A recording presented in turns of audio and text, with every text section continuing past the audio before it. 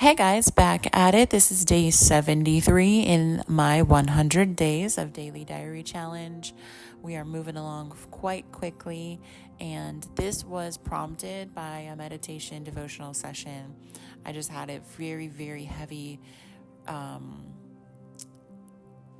impression or intuition or motivation to post videos of my daily diary on YouTube or on a large platform, which I think this is a large one. Just to be real, raw, honest, and open, sharing the things that are happening in my life. Also, sometimes I'll get on a soapbox and share some other things, but I really didn't want to do it. And it took 3 times of this intuition pressing for me to be like, okay, fine, I'll do this.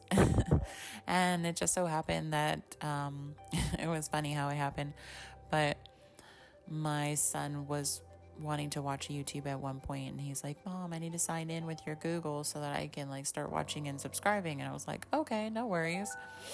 And so he had signed in, and he actually pressed the button to create the channel under my name. And at the point where I was like, hey son, I need to figure out how to create a channel and all this stuff. And I signed into it, and I was like, oh my gosh, I already have a channel. So it was another piece to say, yes, you need to do this. So all the things kind of lined up and worked out for me to just do this. And I am here sharing all the things about my day. So let's get into it. Day 73. Today, I decided this day typically is my day to go to grandma's house. And so I took my kids to school, did the normal routine, like one goes, come back, the next one goes, come back. And I went to go get coffee at one of my friend's coffee shops, and she's super cute and very, very engaging and welcoming. So my love was supposed to meet me there, but he didn't because he overslept. So I was like, well, I'm going to go anyway, grab some coffees, bring one to him at his work. And while I was sitting there waiting for my coffees to be finished, somebody tapped me on the shoulder, and I turned around, and it was an old customer who had been a regular at one of the cafes I worked at. And she recognized me and said, hey, I recognized you. Your hair is unmistakable, which is kind of funny. But I was like, oh, okay, So then we sat there and we talked for a little bit, and nothing really crazy about our conversation, but these things have been happening more and more where I'm just connecting or crossing paths with people that have been in my past. So I think it's really interesting. I don't really understand it completely right now, but I'm just excited every day. I wake up, I set my intentions, I go into the world, and I know that the universe is going to bring me everything that I need. Everything that happens will only benefit me. And if I go through life with a positive attitude and I walk through my day with this intention and this feeling of everything that happens is going to benefit me, then really nothing is going to bother me, because I know, like the car accident, everything's going to benefit me, even a car accident. Some people might get really upset, really angry. Oh my gosh, what has happened to me? I changed the narrative. I changed my view, and I said, this is only going to benefit me. How is it going to benefit me? In so many ways. I've been going to the chiropractor. I've been getting massages. I've been communicating with my chiropractor, who I really missed that connection and communication with him, because he's a really fun, engaging kind of guy. I am able to, eventually get my car taken care of, and maybe it's going to extend the life of the car where it wouldn't have before, or I don't really know. You don't have to know the benefits right away. you can know that something's benefiting you, but not actually see the full benefit until later. So maybe something will happen later on down the road that I will come back to and be like, oh, right, that's why that happened. Because this situation that I'm in now, because of that, is so much better. So I do like to think that way. But anyway, so day at grandma's, helping her go through things in her house. We had a really deep conversation today, and she was crying because she's letting go of a lot of her things. We're going through her office, we're going through her books, we're going through her clothes, we're going through everything in her house, room by room, section by section, purging stuff so that she can feel freer to move down to Florida and retire for the second time. So this has been a really good time of connecting, of talking, of understanding more of who she is and what she's passionate about. For her to cry over letting go of like 20 bags of books, I just was like able to hold space for her and be there and hear what she had to say and maybe help her identify why, because she was like, I don't know why I'm crying. They're just books. But they're not books to you because she's a reader. She loves reading. She loves writing. And that these things are your things. You've had them for a long time. You're now deciding to let them go and not have them anymore. And that is painful sometimes. Things that have sentimental value, things that you've held on for a long time. And she's going to be 85 in a couple of weeks. And this is big. It's big to shift. She's shifting. She's knowingly getting rid of things to make space to alleviate when it's time to move.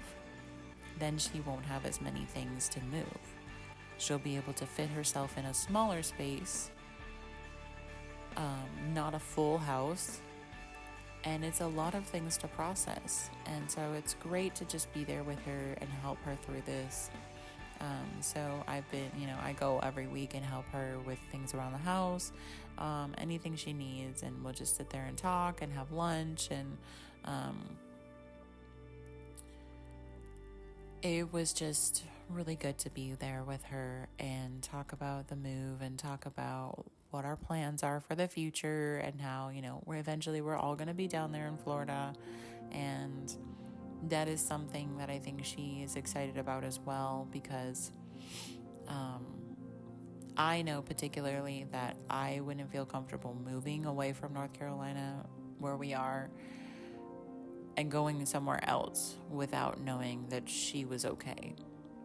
So for me to know that she's anticipating a move within the next 10 months is good, because I know that she's in that mindset and that mode of moving around the same time that I'm in the mindset of moving. And so we're on the same page. I don't feel stressed out that she's going to be here by herself. I don't know that I can't anticipate emotions that would happen in the future. So let's just say that.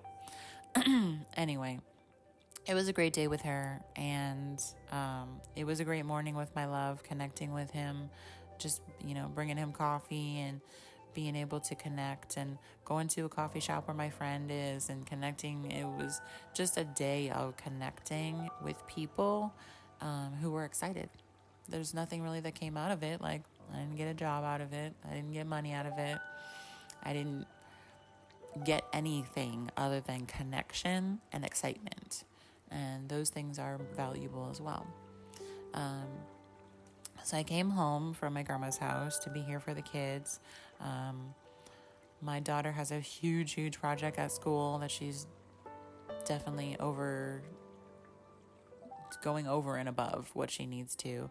So I said that I would help her with that. And then my son and we're supposed to do a gel blaster battle in the field outside. So when she came home, I got her situated. And when he came home, I was like, let's go, son. grab all the guns, get all the eyewear, like everything we need. We got to get ready to do this gel blaster thing. And so we got it all together, and then we went out to the field and we had a battle, and it was so much fun. And then we came back into the house when we were done. I sat for hours helping my daughter tea stain a notebook for her class so that it could look antique and old.